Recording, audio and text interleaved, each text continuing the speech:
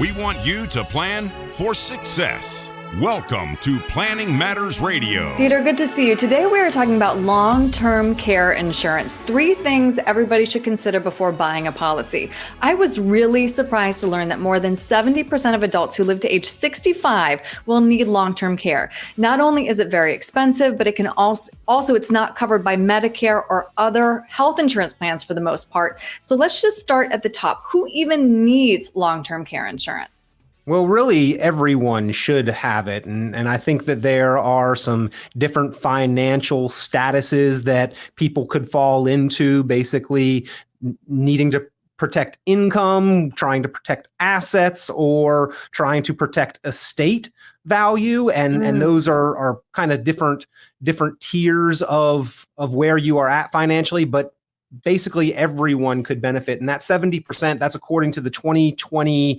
Department of Health and Human Services statistics. And it is like as close to 7 in 10 of us as you can get. 69.8% will need some form of long-term care. So 7 in 10, and that is a large percentage. So really everyone needs to have a plan and document their plan for how to address the potential costs of care, because as you stated, not covered by Medicare or traditional options. Right. So let's walk through now the considerations before you buy a policy. The first is, what is the right age that we should be buying that insurance?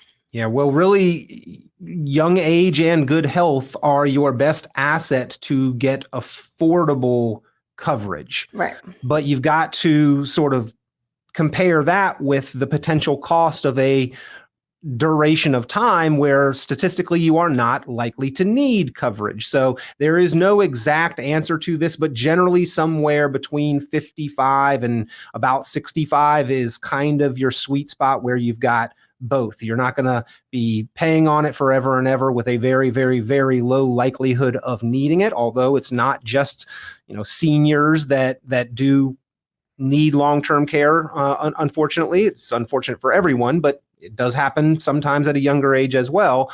And between that kind of range, 55 and 65, generally you are still healthy and young enough and haven't had any major health issues that would be preventative from getting underwritten, which, by the way, traditional long-term care insurance, it's very difficult to get that underwriting. They will look at, a shoulder or a knee or a hip replacement these days and say, well, that gives us a pretty strong likelihood that difficulties are going to be encountered later. And it may be something where you can't get approved.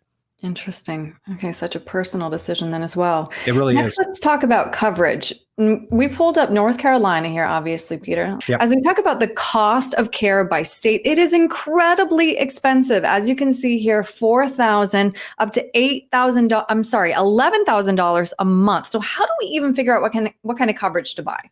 Well, I think this is very individual as well. You got to look, are you single? Are you married? You got family that you are trying to make sure that you are protecting against the potential cost of your own care. Between a married couple, if the second person requires care, it may not be as devastating to the financial situation as if the first has these kind of costs, because these are in addition to the regular routine costs of the healthy spouse that is perhaps providing some of that care. And the attitude is, well, I'm Superman, I'm invincible, or I won't need that. But the truth is 7 in 10 do need it, and it costs a significant amount of money. So looking at those numbers, Erin, let's say that, we wanted to try to figure out how much coverage do we need. If we take that high end of the spectrum, say 11, let's call it 12,000, because medical expenses are subject to higher inflation than almost anything else. Let's call it 12,000. And let's say that the average duration for care is about 3 years. Well, that's $144,000 a year times the 3 years. Somewhere between $450,000 to maybe $500,000 could potentially be spent on care for what is a rather common occurrence and length and duration. Now, those are sort of the averages, but we want to protect with insurance. Well, there are alternatives to the traditional long-term care, and we can go about providing that protection in a few different ways. Number one, self-insured. You've got your own bucket of money. You say, hey, I've got $500,000 that is completely discretionary, that I don't intend to ever need for income, that I am not really including as part of my estate. If it's there, fantastic. That's a bonus, but it's not going to affect my legacy plans. If not, you set that aside. You could reasonably say I'm self-insured. However, when I want to insure my home, right? And by the way, all insurance, I hope never to have to use it. That's the nature of insurance. We hope never to have to use it. But if I want to insure my home, I don't stick $500,000 over in a bank account and say, well, now I'm self-insured. I buy the insurance to provide leverage and protection for the asset, and in this case, the assets that are providing us the confidence to even say that we have a roof over our head or that we are self-insured. And so even if you have those assets available for a small fraction generally of the growth on the money that's giving you the confidence to make the statements, like for a portion of the interest that money would earn in a year, you can provide insurance that helps to protect the assets that are giving you that confidence. That was a long way around, but you're in a confident position. Let's keep it that way if that is you. And then if we are in a place where, incurring these expenses would affect our legacy or our income or the lifestyle of a spouse, we need to take more careful consideration to make sure that we plan and address this. And at the very least, you need to document your plan. How will we be approaching this if we incur it? Mm-hmm. So Peter, I think you just answered this. I just want to make sure that I'm asking it explicitly as far as other options people should consider. Is there anything else that we need to keep in mind? Well, the insurance industry, by and large, again, has moved away from the traditional long-term care insurance because they underestimated the cost of care, the duration that care would be needed, and the number of people who would need it.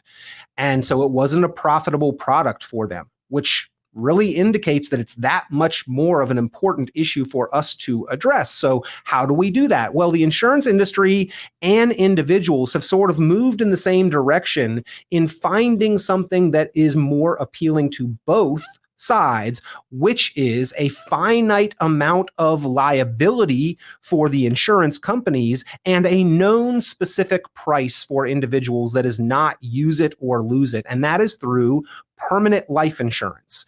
And what we do is we know the price of the permanent life insurance. We know how much will be there for that life insurance if we pass away, but we can also use that death benefit to advance to ourselves to cover the cost of care should we encounter them. And so we run through the math and ballpark how much we may need for the purpose of covering the cost of care. And that is really a consideration for how much life insurance that we should have and carry through retirement. Because I know I'm going to be much more confident spending my money with my wife during retirement, enjoying our life, if I know that I've given her some ability to either cover the cost of care or refill the bucket of assets should I encounter those costs. And that's really a very specific individual discussion about what we can afford and what we need. But people like the fact that approach is not use it or lose it, that they know that one way or another there is some benefit there. And Amber does deserve the best. Absolutely. Thank you. Yes, she does. She does. All right, Peter, if somebody has questions about determining what kind of coverage is right for them, what's the best way to reach you?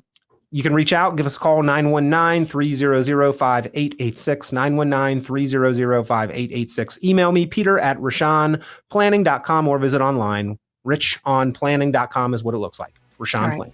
Peter, thank you. Always a pleasure, Erin. Thank you. This has been Planning Matters Radio. The content of this radio show is provided for informational purposes only and is not a solicitation or recommendation of any investment strategy. You are encouraged to seek investment, tax, or legal advice from an independent professional advisor. Any investments and/or investment strategies mentioned involve risk, including the possible loss of principal. Advisory services offered through Brookstone Capital Management, a registered investment advisor. Fiduciary duty extends solely to investment advisory advice and does not extend to other activities such as insurance or broker-dealer services. Advisory clients are charged a quarterly fee for assets under management, while insurance products pay a commission, which may result in a conflict of interest regarding compensation.